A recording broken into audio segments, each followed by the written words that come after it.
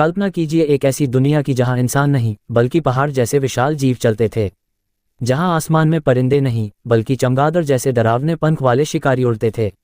ये कहानी आज की नहीं बल्कि आज से 6.5 करोड़ साल पहले की है, जब हमारी धरती पर डायनासोरों का साम्राज्य था। मिलिए उस दौर के सबसे खूंखार शिकारी से, टायरानोसोरस रेक्स।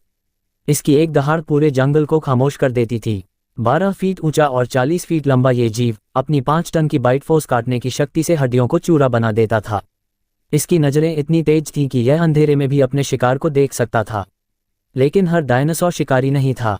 कुछ इतने शांत और विशाल थे कि उन्हें देखकर यकीन करना मुश्किल है। यह है ब्राचियोसोरस। इनकी गर्दन 5 मंजिला इमारत जितनी ऊंची थी। ये एक दिन में सैकड़ों किलो वनस्पतियां खा जाते थे। इनके लिए ये धरती एक कभी न खत्म होने वाली दावत थी। लाखों सालों तक राज करने के बाद एक दिन सब कुछ बदल गया। अंतरिक्ष से आया एक विशाल पत्थर, माउंट एवरेस्ट जितना बड़ा, मेक्सिको के खाड़ी क्षेत्र से टकराया। उस एक धमाके ने सूरज की रोशनी को सालों के लिए ढक दिया। धमाके, भूकंप और भूखमरी ने इन दिग्गजों को मिटा दिया। आज हमारे पास सिर्फ उनकी हड्डियां और अवशेष बचे हैं। लेकिन क्या वे सच में खत्म हो गए? वैज्ञानिकों का मानना है कि आज के पक्षी उन्हीं का आधुनिक रूप हैं। वे चले गए लेकिन अपनी छाप छोड़ गए, एक ऐसी दुनिया की याद जहां ताकत ही एकमात्र कानून थी। डायनासोरों का राज सिर्फ जमीन तक सीमित नहीं था। महासागरों की गहराई में एक ऐसा शिकारी रहता था जिससे खुद टी-रेक्स भी खौफ खाता। मोसासोरस ये शार्क नहीं था बल्कि एक विशाल समुद्री छिपकली थी। 50 फीट से भी ज्यादा लंबा ये जीव पानी के अंदर अपने शिकार को साबुत निगल जाने की ताकत रखता था। समुद्र के उस नीले अंधेरे में मोसासोरस से बच पाना नामुमकिन था।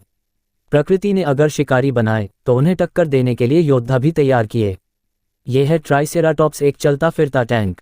इसके सिर पर लगे 3 नुकीले सींग और गर्दन पर मौजूद हड्डी की ढाल इसे किसी भी हमले से बचाती थी। जब एक भूखा टी-रेक्स और एक गुस्से में भरा ट्राइसेराटॉप्स भिड़ते थे तो वह नज़ारा किसी महायुद्ध से कम नहीं होता था।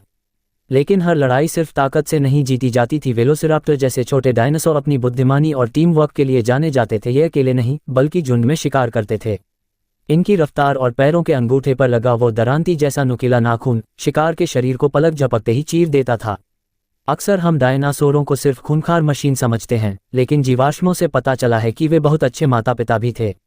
वे अपने बच्चों के लिए लंबी दूरियां तय करते थे, उन्हें शिकार करना सिखाते थे और अपने घोंसलों की जान की बाजी लगाकर रक्षा करते थे। उनकी दुनिया में भी प्यार और देखभाल के पल मौजूद थे। आज से करोड़ों साल पहले का वो शोर अब थम चुका है, लेकिन अगर आप ध्यान से देखें तो वे आज भी हमारे बीच हैं। आपके आंगन में दाना चुगती चिड़िया या आसमान में उड़ता चील, ये सब उन महान डायनासोरों के वंशज हैं। वे खत्म नहीं हुए, उन्होंने बस अपना रूप बदल लिया। वे कल भी धरती के राजा थे और आज भी किसी न किसी रूप में इस आसमान के मालिक हैं।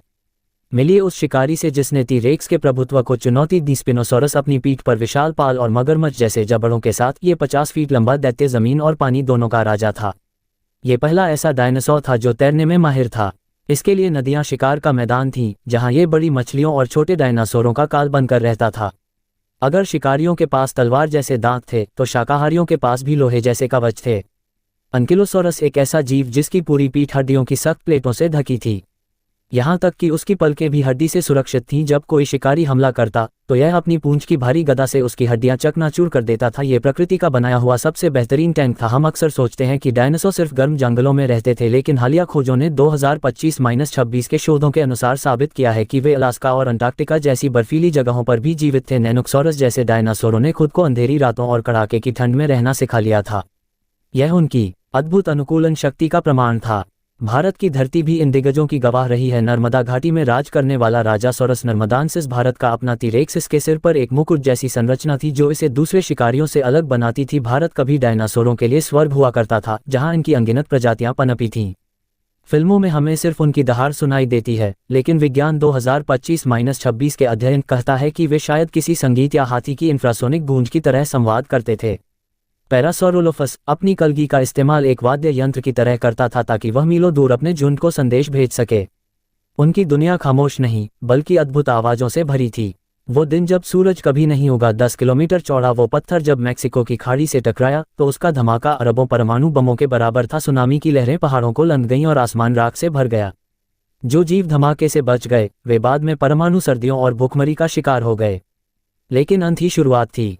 छोटे पंख वाले डायनासोर जो बिलों में छिप गए थे वे बच निकले। आज आप जब किसी कबूतर या बाज को देखते हैं तो आप असल में एक जीवित डायनासोर को देख रहे होते हैं। वे हमसे कभी दूर नहीं हुए, उन्होंने बस अपनी विशालता त्याग कर उड़ान चुन ली। डायनासोरों का युग कभी खत्म नहीं हुआ, वो बस बदल गया।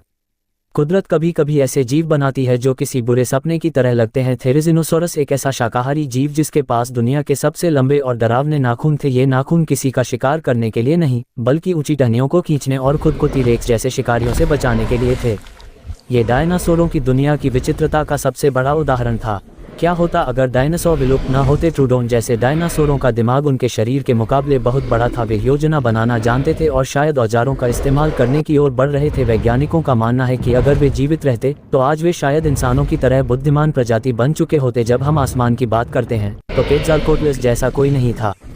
यह उड़ने वाला जीव जब जमीन पर खड़ा होता तो इसकी ऊंचाई एक जिराफ जितनी होती थी। यह आज के किसी भी पक्षी से कहीं बड़ा था और एक बार उड़ान भरने के बाद हजारों मील का सफर बिना रुके तय कर सकता था। 2026 के आधुनिक आनुवांशिक शोध हमें बताते हैं कि डायनासोर सिर्फ बेरंग छिपकलियां नहीं थे, वे मोर की तरह रंगीन थे। कईयों के शरीर पर खूबसूरत पंख थे और वे अपनी साथी को लुभाने के लिए आज के पक्षियों की तरह नाचते और गाते भी थे। उनकी दुनिया रंगों का एक शानदार उत्सव थी। भारत की लेमेटा फॉर्मेशन आज भी दुनिया भर के वैज्ञानिकों के लिए आकर्षण का केंद्र है। यहाँ जबलपुरिया और इंडोसोरस जैसे जीवों के अवशेष मिले हैं। ये प्रमाण है कि आज जहाँ हम आधुनिक भारत को देखते हैं, वहाँ कभी करोड़ों सालों तक डायनासोरों का शोर गूंजता था। डायनासोरों की यह कहानी सिर्फ उनके अंत की नहीं, बल्कि उनके गौरव की है। उन्होंने 16 करोड़ साल से भी ज्यादा समय तक इस धरती पर राज किया। इंसान तो अभी सिर्फ कुछ लाख सालों से यहाँ है। उनका इतिहास हमें सिखाता है कि कोई भी साम्राज्य अमर नहीं होता। प्रकृति जिसे जीवन देती है, समय आने पर उसे बदल भी देती है। हम आज जो हैं, वो उन्हीं की विरासत की राख से जन्मे हैं। 6 करोड़ 60 लाख साल पहले की वो आखिरी दोपहर, प्रकृति को अंदाजा भी नहीं था कि उसका सबसे महान अध्याय समाप्त होने वाला है। मेक्सिको के युकाटन प्रायद्वीप की ओर बढ़ता वो पत्थर 70,000 किलोमीटर प्रति घंटे की रफ्तार से आ रहा था। जब वह टकराया तो समय जैसे रुक गया। टकराव के पहले 1 घंटे में धरती का तापमान 200 डिग्री सेल्सियस तक पहुंच गया। हवा आग बन गई। हजारों मील दूर खड़े डायनासोर भी उस ऊष्मा से झुलस गए। जो बच गए उनके लिए नरक अभी शुरू होना था। आकाश राख और गंधक से भर गया, जिसने अगले 10 सालों के लिए सूरज की रोशनी को धरती पर आने से रोक दिया। बिना सूरज के पौधे मर गए, बिना पौधों के शाकाहारी खत्म हो गए और अंत में धरती के सबसे महान शिकारी भूख से दम तोड़ने लगे। यह एक सामूहिक विलोपन था, लेकिन इस राख के नीचे कुछ धड़कनें अभी बाकी थीं। डायनासोरों के पतन ने हम जैसे स्तनधारियों के लिए रास्ता खोल दिया। अगर वो एस्टेरॉइड न टकराता तो शायद आज इंसान यहाँ न होते। उनकी मृत्यु ने जीवन को एक नया अवसर दिया, लेकिन क्या वे पूरी तरह चले गए? नहीं। आज जब आप अपने ऊपर उड़ते पक्षियों को देखते हैं या सुबह उनकी चहचहाहट सुनते हैं, तो याद रखिए आप डायनासोरों को सुन रहे हैं। वे गायब नहीं हुए, उन्होंने बस आसमान को अपना लिया। डायनासोरों का युग किताबों में बंद नहीं है, वह हमारे चारों ओर धड़क रहा है। वे इस धरती के पहले सम्राट थे और उनकी हड्डियां हमें हमारी अपनी नश्वरता की याद दिलाती हैं। वे चले गए ताकि हम आ सकें, और यही जीवन का अनंत चक्र है। विशालकाय दुनिया की यह महागाथा हमेशा के लिए समाप्त